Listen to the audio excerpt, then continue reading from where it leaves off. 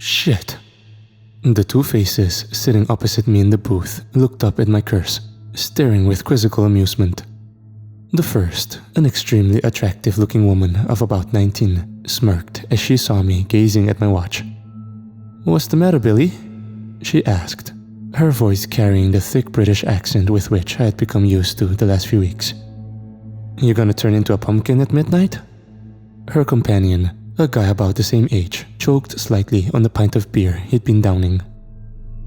Dropping it to the wooden table with a clunk, he wiped at his mouth with the sleeve of his jumper, still sputtering. For my part, I simply continued to stare at my watch, as if willing the two hands to begin running backward. Finally, I lowered it and stared at the two. "I didn't realize how friggin' late it got," I said, my mind beginning to race. The woman, Courtney, gave a small shrug. "So, what's the big deal? This place won't close for another hour or so." I shook my head. "You don't get it. I promised my folks I'd get my ass back no later than 12:30. This is the first time they've ever let me stay out so late. If I don't get back there, I'm toast." Both of them let out barks of laughter. "What is it with American parents being such bloody killjoys?" Eric asked. I had no answer to give. I simply shook my head as I pulled my wallet out and withdrew a 10-pound note from it. Tossing it down, I slid to my feet, the world tilting slightly from the alcohol in my system. I honestly don't know, man, but I do know I've got to vamoose before I end up screwed, especially if the three of us still want to hit the movies this weekend. At my words, Courtney jerked her head up to look at me. A sly smile slowly slid across her face, and she leaned over slightly, sliding her hand on top of mine as her blue eyes twinkled. Then you better get yourself home, haven't you?" she said, her voice taking a slightly husky tone. "Because your cute ass is going to the pictures with me to see Godzilla, one way or another." I felt my cheeks burn slightly at the flirt, then found my voice. "Yeah, I should. You have the phone number and address I gave you?" She nodded, pulling a folded sheet of paper from her pocket. Satisfied, and with a final exchange of "later," I slung my backpack over my shoulder and headed for the exit. As soon as I stepped outside, I was hit with a torrent of rain. Great, still downpouring. Sighing, I flipped the collar of my leather jacket up and began jogging. It was the summer of 1998, and my parents had decided to take my two younger siblings and I to see our aunt and uncle in London. It was our first time visiting another country, and to me at least, it felt like visiting a parallel dimension. One where the same language was spoken, but everything else was different. At first, I loved the tours of places like the Tower of London and St. Paul's Cathedral, but I quickly tired of it, wanting to get out on my own and experience it as only an 18-year-old on the loose could. And after much pleading and promising to behave, I'd finally been given the go-ahead. I was given £50 to spend, along with fare for the trains and buses, and told to have fun. "But," my mother had begun, her tone deadly serious. "Your father and I expect you to be back here no later than 12:30. You break curfew, and you can forget being let out on your own again. Am I clear?" I had agreed enthusiastically, promising I would.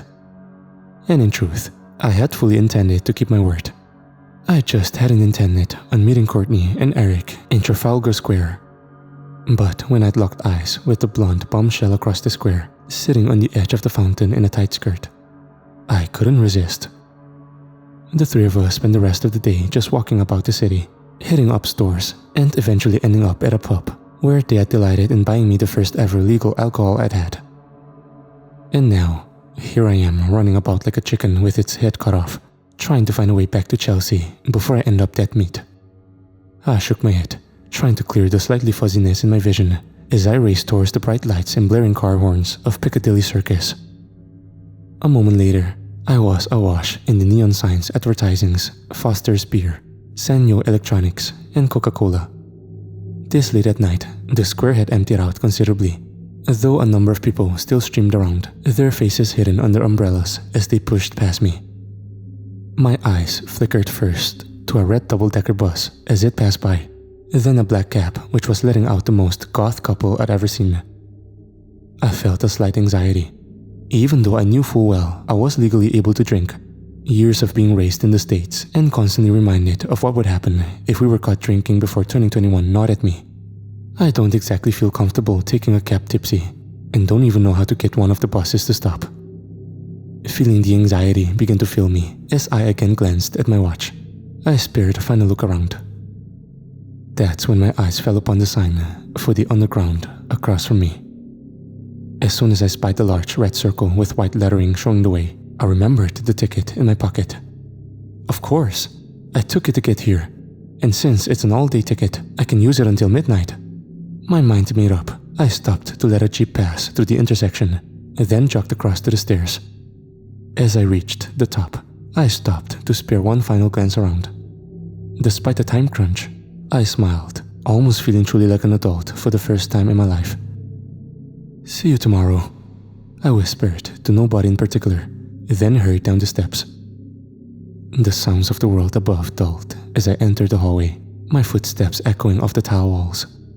Passing by posters for plays and movies, I followed the winding path until it opened into a large welcome area. As I entered, I was hit by a small wave of surprise. Where the hell is everybody? Even this late at night, and with the amount of activity above, I expected there to at least be a few other people rushing for a train home. But as I stared around the large, circular room, I saw no sign of life. The only sound was the soft hum of the fluorescent lights on the walls and columns.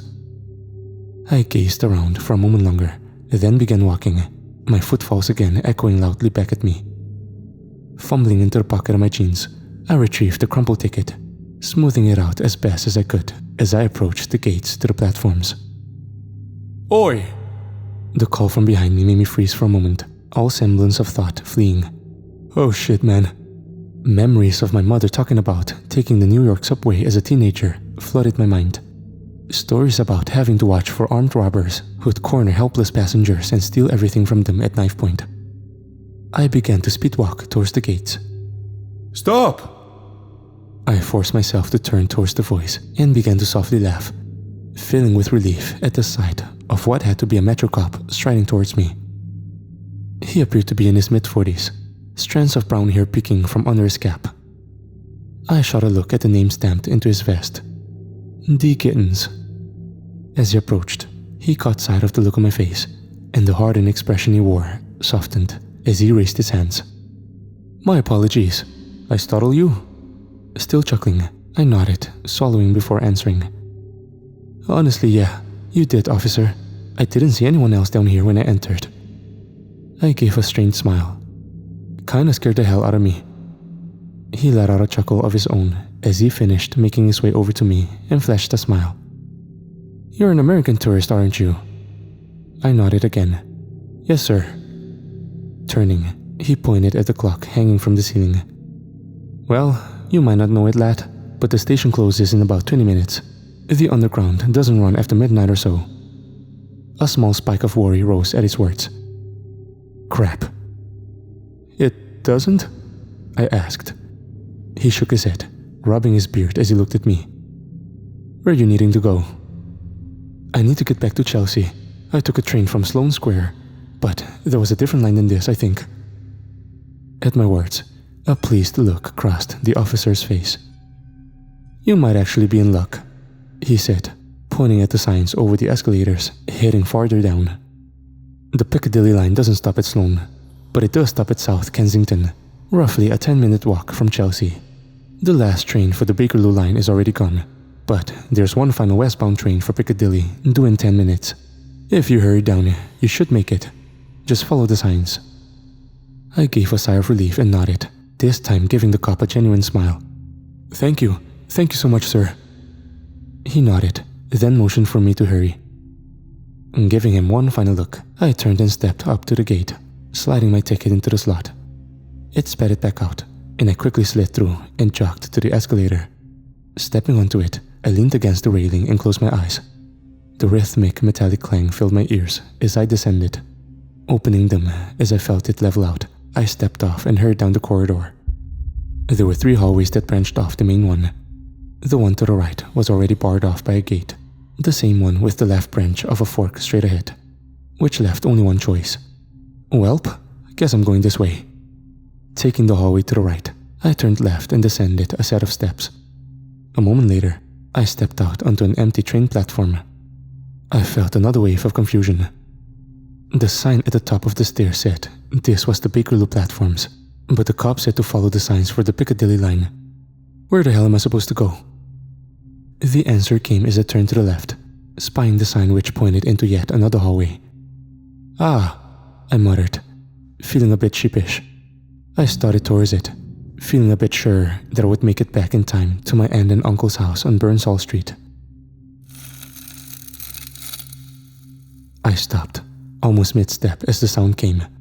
It echoed off the tiled walls of the station for a moment, then died away.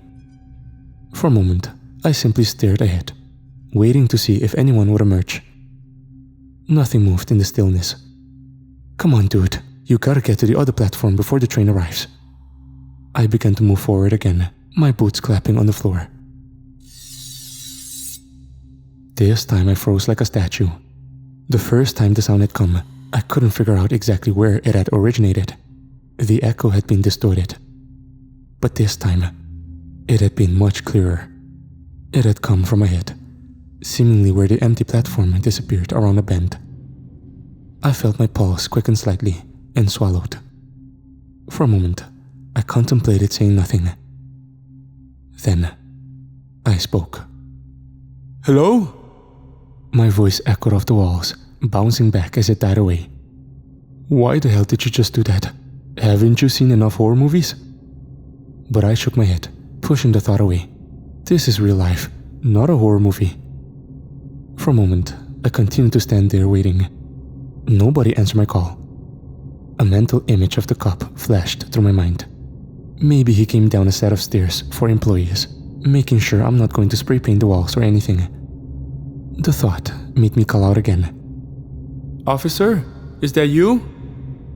Again, my voice echoed away into the emptiness, dying away and answered by no one.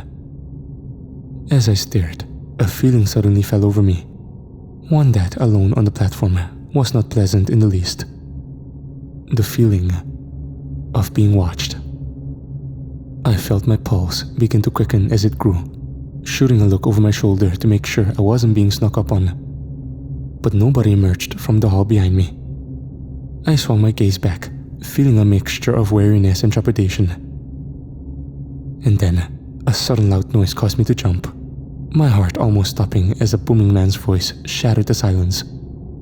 Attention! The final westbound Piccadilly line train will arrive at the station in 3 minutes. I repeat, the final westbound Piccadilly train will arrive in 3 minutes. The sound of the intercom clicked off, and I let out a low, soft laugh as the realization hit me, bending over and putting my hands on my knees. Freaking hell, man. After a moment, I stood back up straight and headed for the hall. As I reached it, I spared one final look down the hall. That noise had to be a fucking rat or something. You're getting way too jumpy, Billy. Shaking my head, I entered the hallway, quickly descending a final set of stairs. Quickly scanning the two maps, I found South Kensington on the right and stepped onto the platform. Glancing at my watch, I saw it was now midnight. The map had said that my stop was only a few stations ahead. That meant a train ride of only about 5 to 10 minutes. After that, it was a quick climb topside, and according to the cop, another 5 minutes walk to Chelsea. I'll be home well before curfew. Smiling, I walked over to a bench and sat down, placing my backpack into my lap, and waited. Inside the pack, I had a Sony Discman, for which I'd purchased 2 CDs while out with my new friends. But I'd made the decision to wait until I was on the train before breaking it out. As sure as I felt the noise had been something harmless, I didn't want to deafen myself. Not yet. Glancing at my watch, I saw a minute had passed, feeling like hours instead of seconds. Sighing, I leaned back and closed my eyes. My eyes flew open again as the sound, now distant and echoing from the upper platform, filtered down to me. I slowly turned my head, looking towards the out-of-sight alcove about 50 feet to my right. A moment later, it came again. I snorted, shaking my head. See? It's either a rat or just the sounds of the underground late at night. But as much as I repeated the thought over and over, I couldn't quite make myself believe it. I can't say why, but it just sounded off. As the noise came a third time, something occurred to me. Is it just me? Or is that getting louder? I glanced at my watch again. Another minute had passed. If the announcer had been correct, the train would be pulling into the station in 60 seconds. Thank God. I began to stand, but froze as a new sound came. Every muscle in my body tensed, and I flashed up lightning quick. What the? For a moment, the air remained still. Then, I suddenly felt my blood run cold as it came a third time, my mind replaying the last few minutes of my journey down. The scraping sound had been one I couldn't place, a sound I'd never heard before, and which I could shrug off. But this noise, a very human one, was one I'd heard not even 3 minutes ago as I descended to the platform. It was the sound of footsteps to the stairs. Shit. At 6 foot and well built from years on the swimming team, not to mention 3 years of self-defense classes, I felt confident I could hold my own against someone. But the fact I was tipsy and in an unfamiliar space, combined with how brazen whoever it was to not even try and be quiet, was setting off all kinds of alarm bells in my head. A fourth thunk came, and I made a split-second decision, deciding to try and intimidate whoever it might be. I opened my mouth.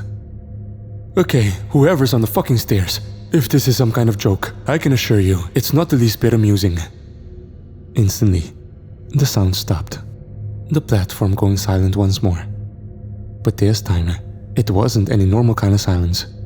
This was one that held a palpably tense atmosphere, one so thick you could have easily cut it with a knife. For what felt like an eternity, but in reality was likely no more than 10 seconds, it hung over my head like a noose. Then, I forced myself to speak again, my voice sounding as tough as I could and trying not to slur my words. You keep this up and I'll report this. That is, if I don't kick your fucking ass first. For a few moments, there was silence. I couldn't tell if they were attempting to quietly make their way back up the stairs or simply staying still and making their mind up. I shot another glance at my watch. Come on, man, where's the fucking train? As I lifted my head again, the sound suddenly sprang up again. Only this time, they weren't coming slowly. One after the other, they were coming rapidly. My eyes widened as I suddenly realized how big of a mistake I'd made. You fucking moron, you just pissed them off. I began to backpedal down the platform as the sounds drew closer. Oh shit, I kept repeating the 2 words, fear suddenly coursing through my veins. As I reached the halfway point, they reached the bottom and stopped. I stopped as well, freezing and straining my ears to hear anything. No new sounds disturbed the eerie silence that had descended onto the platform, but all it meant was that the person was standing just out of sight, waiting. For what? The mental question made the fear and anxiety well up like a hot spring, as images of being rushed filled my mind. I swallowed hard and took another step back. That was when I felt a large puff of air hit me, causing me to sway slightly on my feet. It was followed by a loud echoing sound, which rapidly intensified. For a moment, I didn't understand what was happening. Then relief like I'd never felt before came as the train burst out of the tunnel, the platform filling with the sound of its brakes. Even so, I kept shooting looks towards the stairs. I gave a silent thanks as I saw nobody appear. The train finally came to a complete stop, the doors opening with a whoosh. A speaker inside let out a small ding, followed by a soothing woman's voice. This train terminates at Heathrow Terminal 4. I shot another glance down at the other end of the platform. Then I began to move towards the open doors. As I was about to enter, something came flying out of nowhere, smacking itself square in my chest. For a moment, panic consumed me before I looked down and let out a shaky chuckle as I realized it was some sort of paper, likely blown about by the train. pulling it from my chest and holding it in one clenched hand. I spared a final look towards the alcove. Then, I quickly stepped inside. The doors slid shut a moment later, the loud humming sound of the train powering back up filling my ears. Feeling the floor below me jerk slightly, I slid the paper in my pocket and quickly sat down on one of the benches.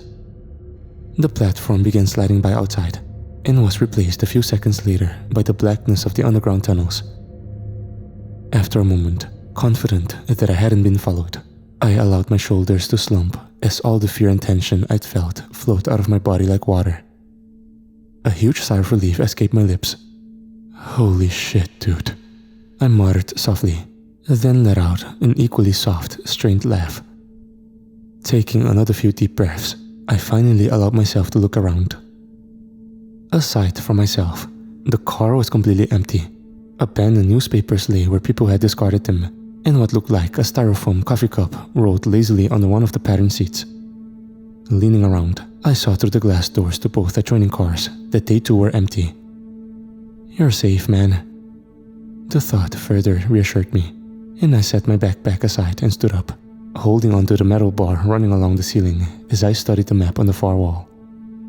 My eyes moved along the line.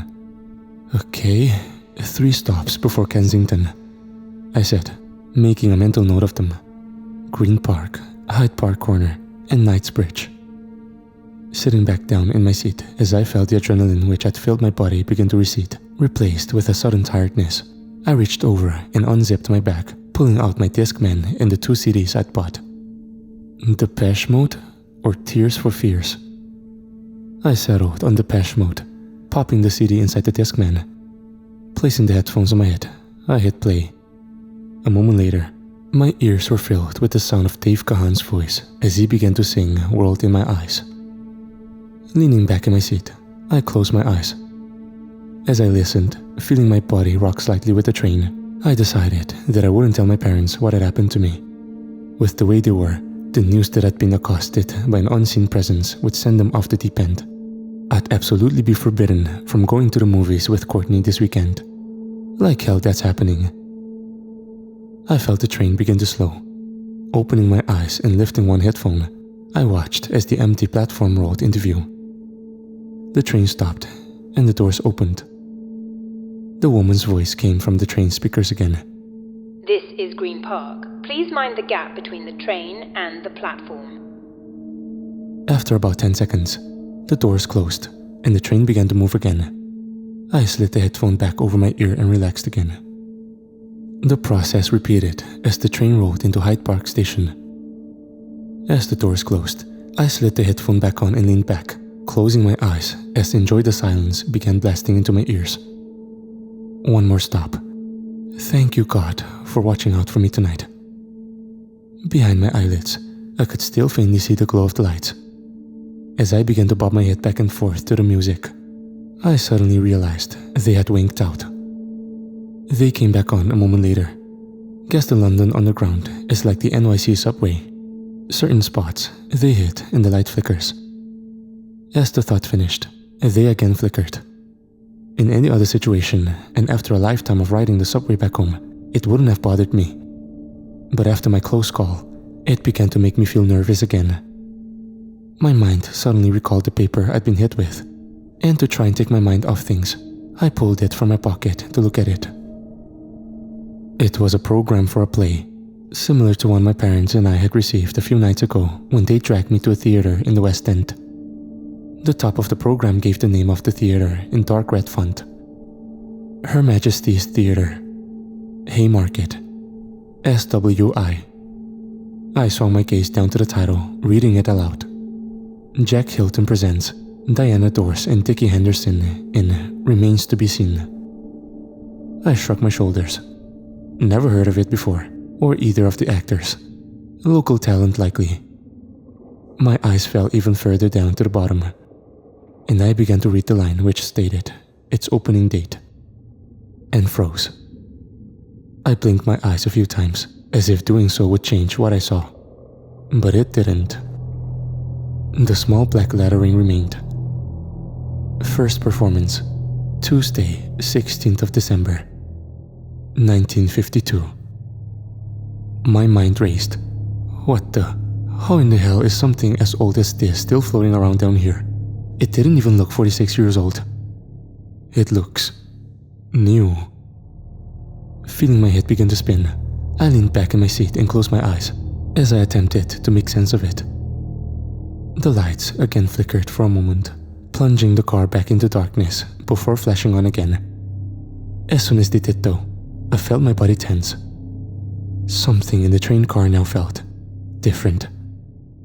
I snapped open my eyes as the feeling intensified. I looked to my left. There was still nobody inside in the next car. I let out a sigh. It's your nerves from earlier, man. Nothing more.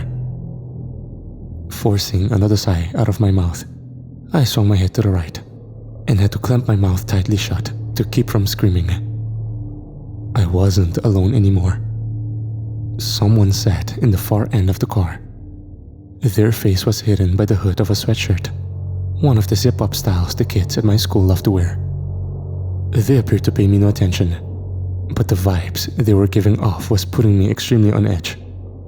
Not to mention, where exactly the hell did they come from? Nobody got on board at the last stop, and I'd have sensed someone entering from one of the other cars. A thought suddenly wormed its way forward, and as much as I attempted to force it away, it remained. It's the person from the platform. The idea suddenly caused every ounce of fear and wariness to return with a vengeance. The same threatening aura I'd felt staring at the alcove was unmistakable, cementing the notion. But I forced myself to stay still, acting like I either hadn't noticed them yet or simply didn't care. Just keep looking like you don't give a damn, Billy. Show some of the apathy that you New Yorkers are famous for. I slowly shut off the music, pulling the headphones from my head and placing it back in my backpack. Reaching over, I picked up one of the discarded newspapers from the seat next to me, flipping it open and pretending to read. I kept it just far enough from my face to glance at the figure out of the corner of my eye. They continued to sit, the only movement being the slight rocking of their body. As I continued to flick my gaze back and forth, I felt the train begin to slow again. We were arriving at the next platform. The woman's voice came over the speakers again. This is Knightsbridge. Please mind the gap between the train and the platform. Sure enough, the platform slid into view a moment later, the train rolling to a stop and the doors opening. As I stared at what felt like salvation, I mentally argued over what to do. I can just get out, dash to the stairs, try and make it to the street before he catches me. But for all I know, doing so could make him rush me. Besides, turning your back to this guy, where they appeared like fucking Houdini on the train, doesn't just feel like a big mistake. It feels like it might be a fatal one. To this very day, I wish I hadn't fought with myself. I wish I'd simply jumped up, grabbed my back and ran. The choice was made for me as I hesitated a moment too long. The doors slid shut, and the train began to hum and jerk forward. We slid back into the dark tunnels. The woman's voice came on the speaker again. The next stop is South Kensington Station. Far from making me feel better, the announcement caused the fear to further intensify. If anything was going to happen, it would be between now and the next station. I kept calm, turning the page of the newspaper. I spared a look over at the figure and couldn't help but stare. They had pulled something out of their pocket, something dark red, rectangular, and about the size of their hand, with 3 circular rings in the top left corner. As I watched, I saw the person tap their thumbs against the other side of it for a moment, then stop and gaze at it. I caught a split-second glimpse of what looked to be some kind of logo stamped on the back. Then, they replaced it back in their pocket. Confusion swept through me. What the hell was that thing? I forced my gaze away, turning to continue pretending to read. After that bizarre spectacle, it had ramped up a few notches, and it was furthered as the lights flickered again, sending the train car into darkness. My heart beat furiously against my chest, feeling as though it would burst out of it at any moment. The lights returned, and I cast my eye to the side. The figure still sat where they were. The lights flickered again. I gave a fake, exasperated sigh, as if annoyed my reading had been interrupted. The lights flickered on again, and I shot a glance to the right and froze. The seat, where the figure had been not even 5 seconds ago, was empty. My eyes dotted around every possible area they could have hit in the few moments they'd had, but I saw no feet poking from the bottom of seats. "Hello." The voice, a man's, came from directly in front of me, behind the newspaper. Shiver after shiver shot up my spine. Fear and terror filled every fiber of my being, and I saw my hands begin to shake violently. Slowly, I lowered the paper, my breath coming in ragged gasps as I looked up. The hood still hit the upper half of his face, but I could clearly see the psychotic grin which adorned the lower. A horrifying realization hit me like a Mack truck. This isn't any ordinary nutjob. This guy is giving off fucking serial killer vibes. And then my gaze fell to the man's right hand. Or I should be more specific and say what he held in his right hand. A knife, its serrated blade curving wickedly upwards. My eyes widened as far as they could go. For a few moments, and neither of us moved. Then, I spoke, my voice coming out in a weak tone. "Oh, shit." I exploded into motion, using all the muscle in my legs to spring forward and off to the side. From the corner of my eye, I saw the figure lunge towards where I'd just been. The knife stabbed the seat, tearing it apart like it was paper. That was going to be me. The thought sent a new burst of adrenaline into my system, and I leapt to my feet as the figure pulled back, whirling to face me. All the knowledge from my self-defense classes flooded back to me, and I moved into position, centering my legs. The man's grin widened as he watched me, and he chuckled. Good. Been a while since I had a bit of a challenge. Then he charged me again. I spun on one heel, whirling around and allowing the man's momentum to carry him past me. As soon as he was, I lashed out with my other foot, the steel-toed boots slamming into the back of the man's calf. He let out a grunt as he fell to one knee, almost dropping the knife. Then, he sprang back to his feet, whirling around and slashing out at me. I backpedaled hard, having to jerk my upper body back a few times to avoid the blade. As soon as I saw an opening, I pivoted, bringing up one foot and slamming it into his chest. Caught by surprise, he let out a bit of a yell as he almost went ass over tea kettle, only stopping as he grabbed the railing. Pulling myself up, I saw his grin widen further. "I'm impressed," he chuckled again. My blood ran cold at his next words. "I'm truly going to enjoy gutting you." I backed up again, ready for the man's next charge. What happened next, I still can't fully explain. One moment, the man was readying his next charge. The next, it was as if he simply appeared directly in front of me. Shock stunned me, and I hesitated just a moment too late. A searing pain filled my left shoulder, and I stumbled back, clamping my hand to it as I felt blood begin to drip profusely from the slash. I snapped my head up to look at the man, who now held the knife out towards me, the blade dripping with blood. My blood. "Playtime's over, kid," he said through insane giggles as he began to move forward. A small, hopeless voice entered my mind. "I'm going to die. I'm not fast enough. I'm going to die here." As I felt despair begin to overtake me, the sound of the announcer's voice filled the train car. This is South Kensington Station. Please mind the gap between the train and the platform. The realization of how close I was to the platform suddenly banished away the voice telling me to give up, instead replaced with a furious determination I didn't realize I possessed. I saw the first lights of the platform appear, but I remained still. I have to time this perfectly. Just one single misstep, and I'm dead. The knife rose, ready to slice into my jugular, and I made my move. I exploded into motion, first pivoting and lashing out with my right foot.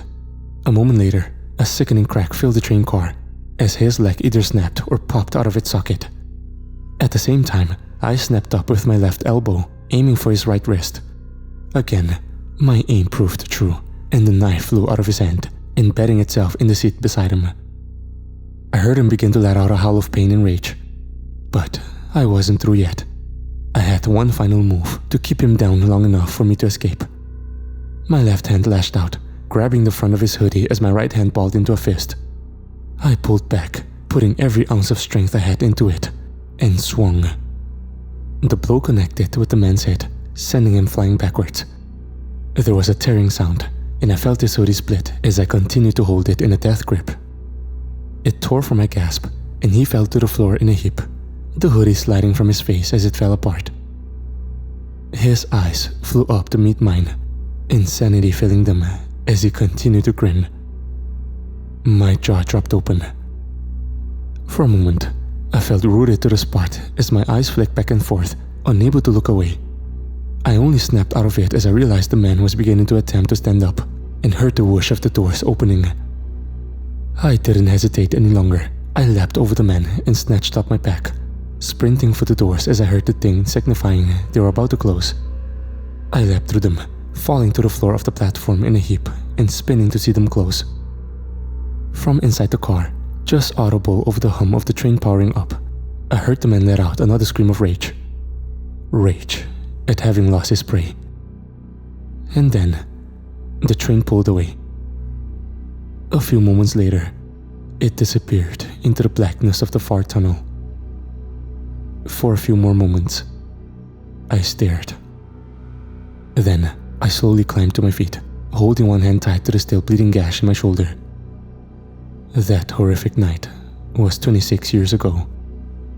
After I got up, I raced topside, where I found the nearest phone box and called the police. Quite a few of them showed up, more than I assumed, along with an ambulance. They took my story extremely seriously, sending some men down into the station as they ordered armed police to Heathrow. Then they took me to the hospital.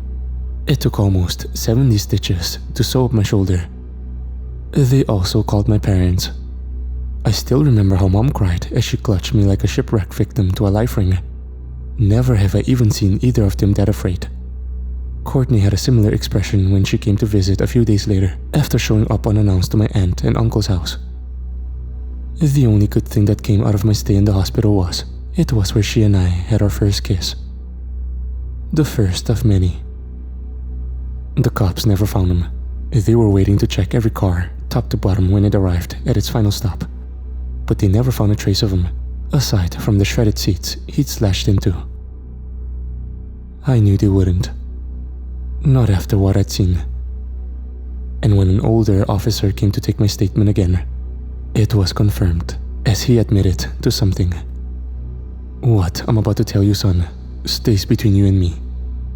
We've had unsolved murders occur on the tube for at least the last 70 years, if not longer. They have never made the paper, and they've always had the same MO. Person goes into a station late at night, is caught on the cameras talking to someone, then goes down to the platform. The last place any of them have been seen alive is entering the train. I'm 44 years old now. As odd as it may seem, and despite what happened, I ended up moving to London after graduating college. Courtney and I ended up marrying one another, our summertime fling leading to a love that has lasted almost 30 years, along with 3 amazing kids. Every day I spend with them makes me thankful I never gave up that night. But I don't take the underground anymore. I never will, and I forbade Courtney or any of our kids from taking it either. You see, the police ran a check after I told my story, and they found there was no man with either the Metropolitan Police or the Transit Police named D. Gittins. There never had been. But it makes sense. The best way to gain a person's trust is to look like an authority figure. That's why when the hoodie tore and his face snapped up to glare at me, I couldn't help but gasp as I recognized him. The same green eyes and beard. I was never able to figure out what he had been doing though, what he'd been tapping on before he came for me. No one I spoke to could either. I honestly ended up thinking I'd just been seeing things. I don't anymore. Because My wife brought home a birthday present for our oldest daughter today. When she was presented the box, she let out a squeal of delight that caused me to smile. But it was wiped away as she opened it and pulled the smartphone out. One that was a very familiar shape, with an equally familiar logo adorning the back. Even though it was a brand new iPhone, I'd seen it before, decades ago. They say in modern times, it's becoming harder for serial killers to operate without being caught. All the advancements in forensics, all the cameras everywhere and social media have created a world in which they can't get away with their crimes as easily. But what if they didn't have to? The thought makes me terrified. Not for the future, but the past. Why? Because of the other thing I saw that night, as I stared down at my attempted murderer, at the shirt he wore underneath the torn hoodie. One which advertised the grand opening of some business in July 2025.